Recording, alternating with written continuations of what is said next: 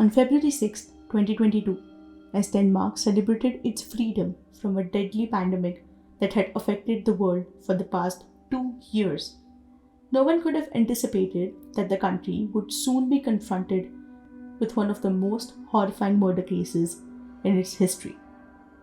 A 23-year-old student, simply looking to enjoy a night out after being cooped up at home for an extended period, found herself in one of the Aalborg's liveliest nightlife districts. Assuming that the area would be bustling with people and with the presence of multiple CCTV cameras, she thought she was safe. But when she failed to return home in the morning, her disappearance quickly became the talk of the town. What was supposed to be a fun night out became a serious murder crime, which shook the citizens of Denmark.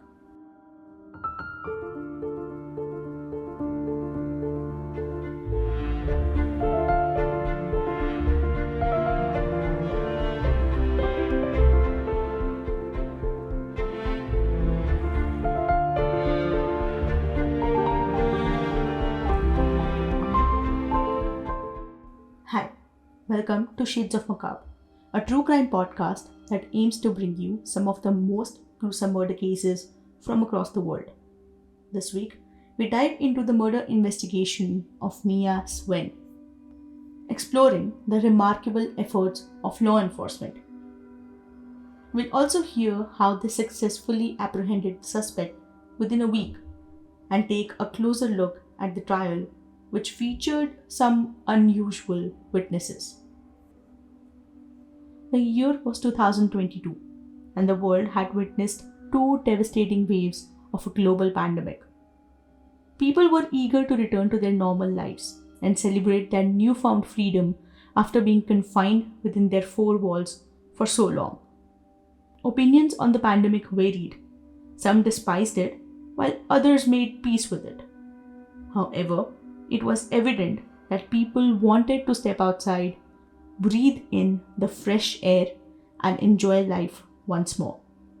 Mia, a 23-year-old nursing student, was known for her beauty, constant smile, and outgoing nature. She was the type of a person who loved to let loose on the dance floor. She was also in a happy relationship with a boy whom she had met at a party about 1.5 years ago.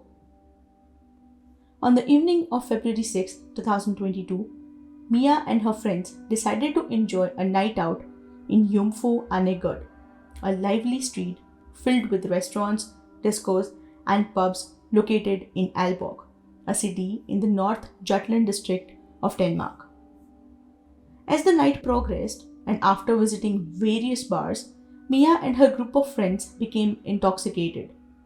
At approximately 4:05 a.m., Mia informed her friends that she wanted to head home, exchanged farewells, and left on her own. Her friends assumed that she had left for home, but instead, Mia continued to visit different bars throughout the rest of the night. Around 5:50 a.m., Mia arrived at Club Wolf with a beer in her hand. When asked for identification at the entrance, it proved challenging for her to retrieve her ID as she was drunk and had a drink in her hand. As a result, the security personnel allowed her to enter the club. Inside, the owner, Lasse Bogeland Madsen, noticed Mia conversing with the DJ. Lasse approached Mia and inquired if she had purchased the drink from the club, to which she denied. After a few minutes, all the lights in the club were switched off, prompting everyone to leave. At approximately 6:02 a.m., Mia was observed leaving the club and later walking towards a store called Netto, which is one of the largest grocery chain stores in the country. According to both CCTV footage and eyewitness accounts, it is believed that she was heading towards the store to locate a bus stop and wait for the morning bus. But in the same CCTV camera, a black car was captured entering the frame and stopping in front of Mia, who started talking to the driver and then entered the car. This interaction and the CCTV footage marked the last time Mia was seen alive. The nightclub owner found himself among the few who had last seen Mia before she disappeared. As Mia did not reach home for the entire day, her family quickly informed the North Jutland police about her disappearance, and they quickly sprung into action. On the morning of 7th February, Monday, the North Jutland police officially announced their search for Mia Stevn. They reached out to the local media, sharing images of Mia from the night she went missing and appealing for any information that could aid in locating her. Additionally, they released a still image captured from the CCTV footage, seeking information about the vehicle in which Mia had been seen entering the grocery store. The police had already received more than 100 tips from concerned citizens willing to assist in her case. During a police press conference, it was revealed that they were unable to identify the make of the car from the footage. It remained unclear whether Mia had willingly entered the vehicle. At that point, the authorities were considering the possibility that Mia had entered the car voluntarily. Despite their efforts, the police were unable to track the exact movements of the car and where it went once Mia entered it. As 24 hours had passed since her disappearance without any contact from her, the police grew increasingly concerned that she may have become a victim of a crime. On Tuesday, February 8, 2022, the police once again reached out to the media, sharing their progress from the previous day and requesting assistance from the city's residents. They asked for any CCTV footage taken between 3 a.m. and 10 a.m. on Sunday, that was 6th of February, and encouraged people to provide party photographs from the same day. As they meticulously reviewed the CCTV footage, the police successfully identified the car's registration number, prompting them to quickly begin the process of identifying the car's owner. At this point, it was established that the car in question was operating as a pirate taxi, meaning it was not regulated by either a private entity or the government, making it challenging to trace it back to its owner. On February 9th, at 11:20 a.m., the North Jutland police apprehended two suspects in the case. Both were 36-year-old and had been childhood friends, emerging as prime suspects in Mia's disappearance. Deputy investigator Frank Olsen also noted that a similar car to the one seen on the night of Mia's disappearance had been located. The police had narrowed down their search to two addresses, one in Østervå and the other in Flonsjord. Upon interviewing the neighbors and families of the arrested individuals, they vouched for the innocence of both the suspects, describing them as calm and non-violent. The police also identified a third location, a summer house near Saltham, with a connection to one of the accused, but no significant information was obtained from that site. At the three mentioned locations, forensic experts and technicians were present, searching for any evidence that could lead them to Mia. It was at one of these three locations that the police located the black Volkswagen car in which Mia had been transported on the night of her disappearance. Under the Danish justice system, individuals accused of murder must be brought before a judge within 24 hours of their arrest. During this appearance, the judge assesses the available evidence to determine whether the accused should be held in custody or not. So, on February 10th, the two men were brought in for a constitutional hearing where they both pleaded not guilty to the murder. During police interrogations, there was no indication that they had any prior connection with Mia. However, the judge decided to remand one of the men for an additional 4 weeks, while he decided to release the other men, which was strongly opposed by the prosecution. At the time of this hearing, Mia's whereabouts remained unknown. There were many questions surrounding her fate. Was she kidnapped, transported to a distant part of the country, or perhaps made the decision to hitchhike to an unknown location? Answer to these questions remained unknown. Mia's family, friends, and the dedicated police investigators all clung to the hope that wherever she might be, she was still alive, and they continued to hold on to that glimmer of hope amidst the troubling circumstances. However, the atmosphere of hope abruptly turned into despair on the evening of February 10th at 8 pm when the North Jutland police held a press conference. During this, they revealed that they had discovered multiple body parts and were actively engaged in the process of recovering all the remains. These remains were suspected to belong to Mia Svend. The discovery was made in Dronninglund Storskov, a forested area. The police appealed once again to the public for any information related to the time Mia went missing, specifically between 6:30 am and 7:30 am on 6th of February.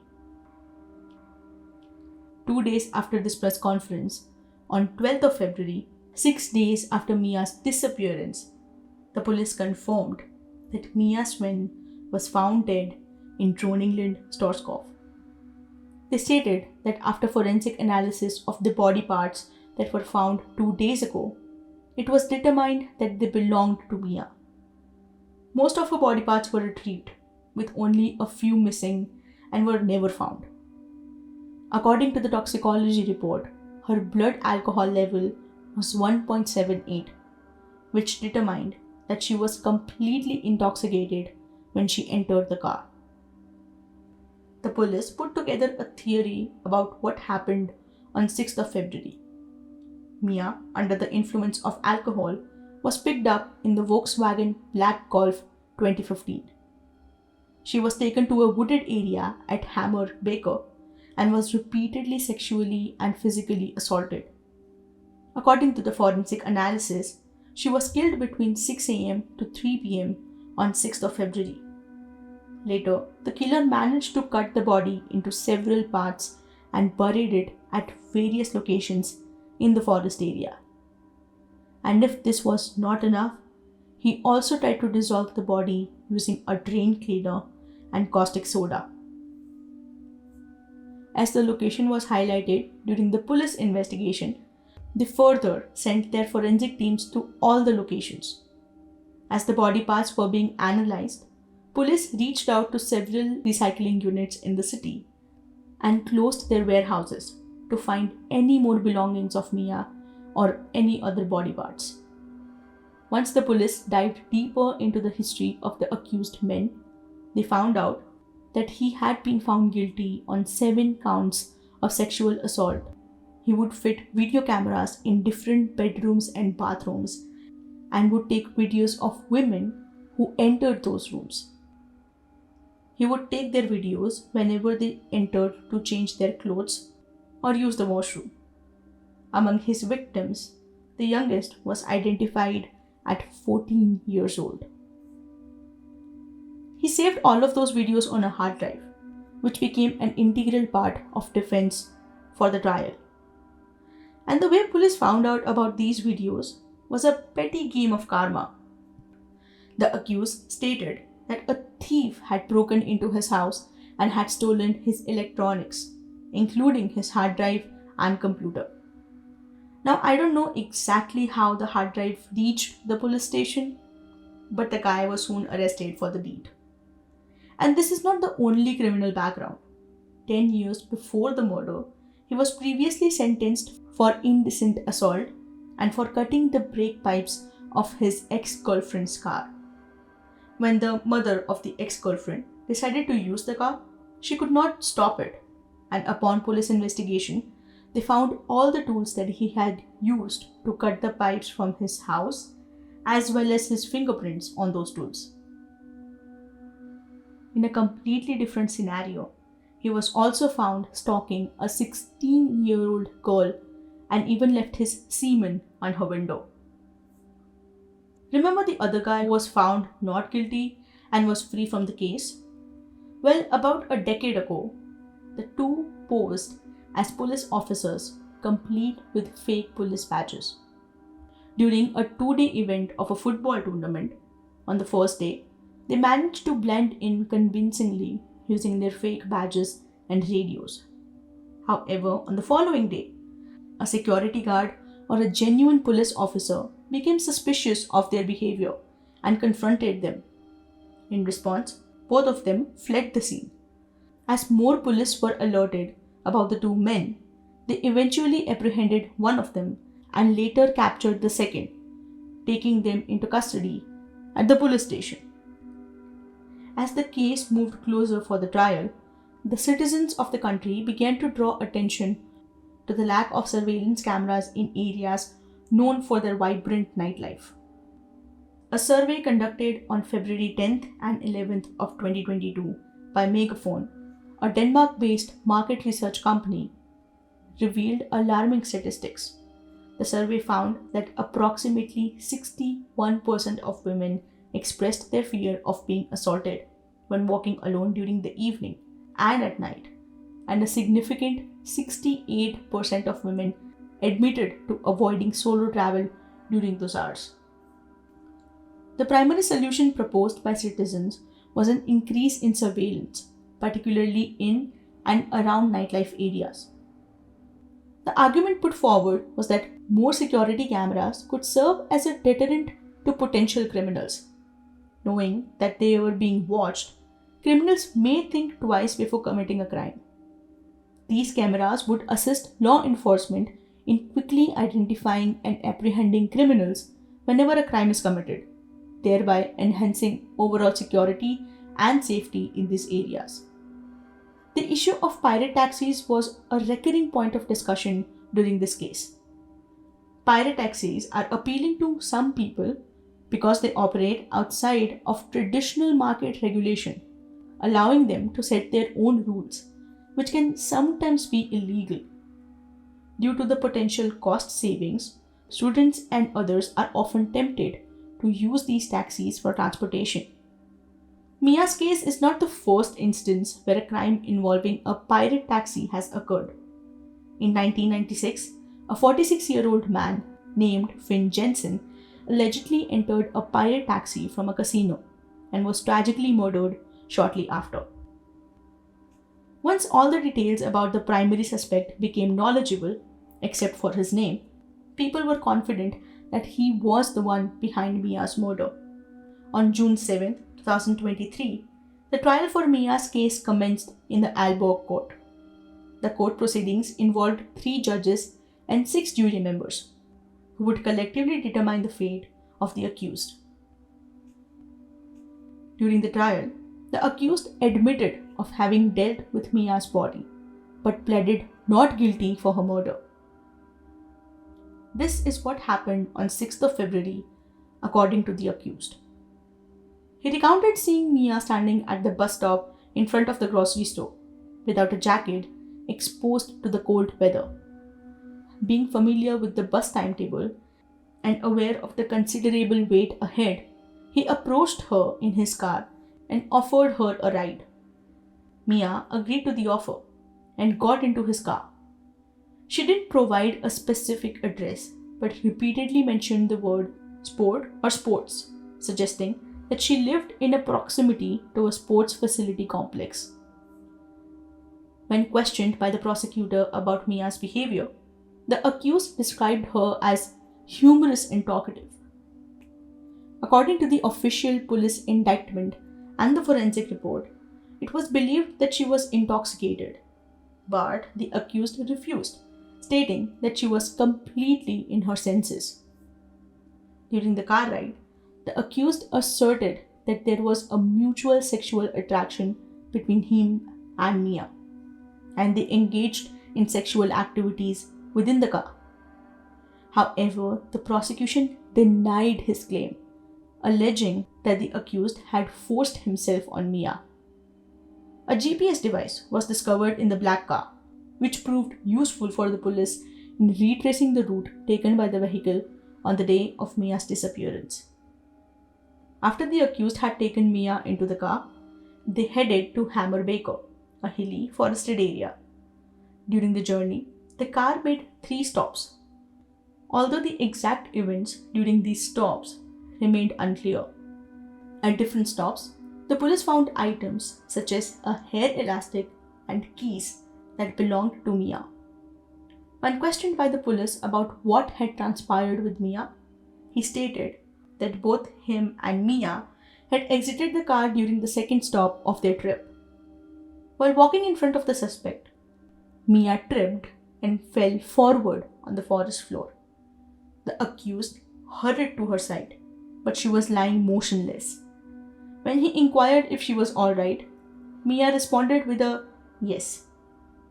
Mia also had a bag with her, and when she fell, the strap became entangled around her neck, becoming caught on something on the ground, which resulted in pressure being applied to her neck.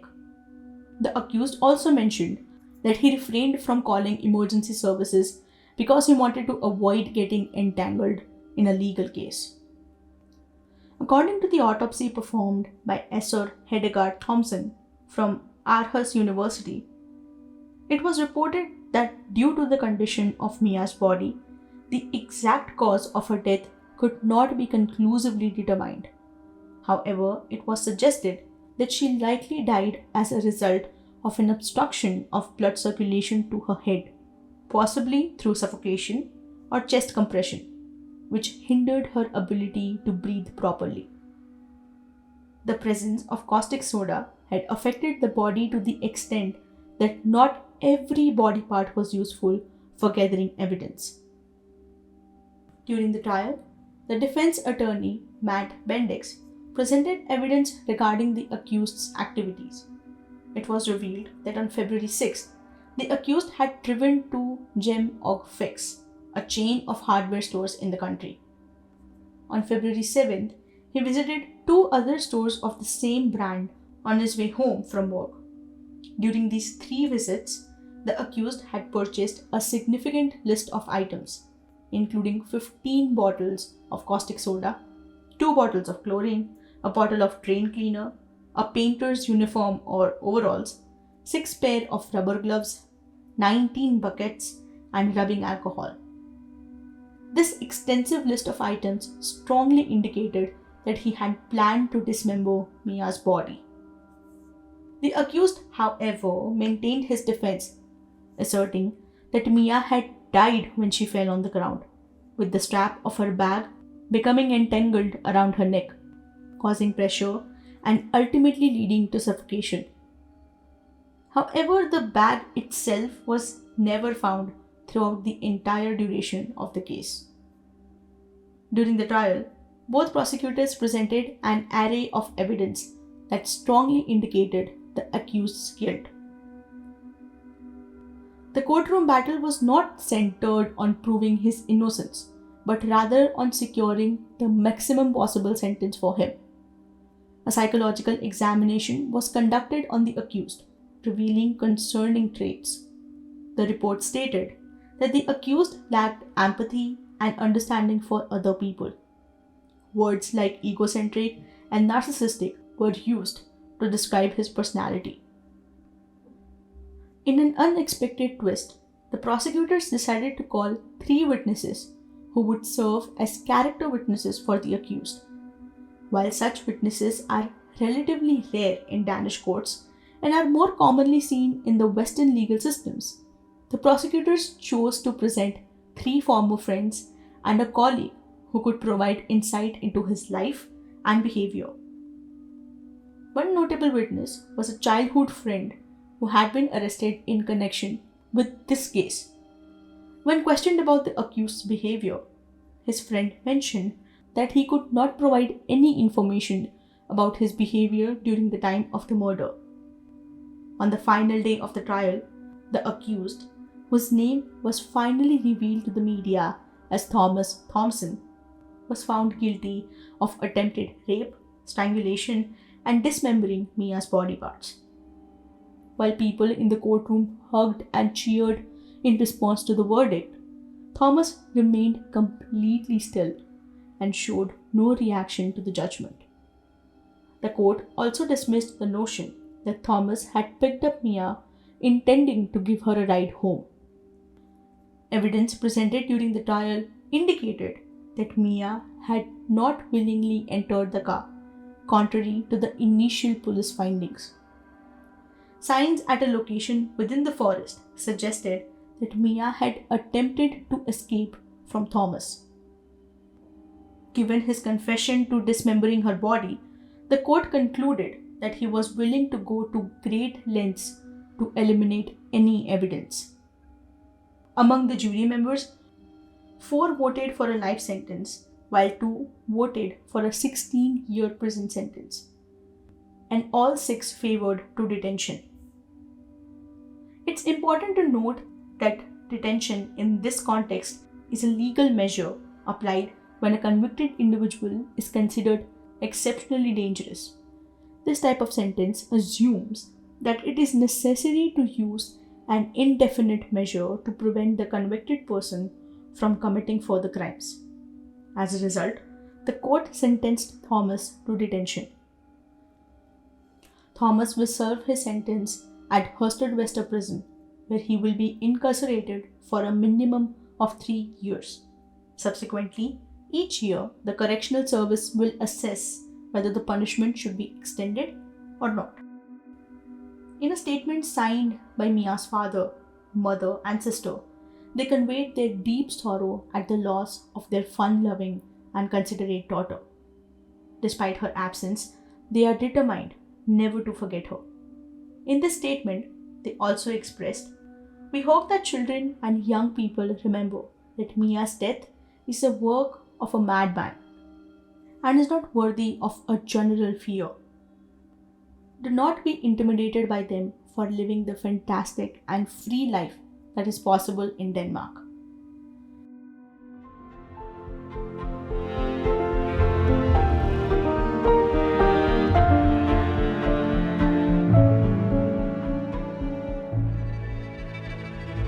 If you want to listen to more episodes of Shades of Macabre, just press on that follow or subscribe button wherever you are listening. You will be notified of the new episodes released every Friday. We will be back next week. Till then, take care and stay safe.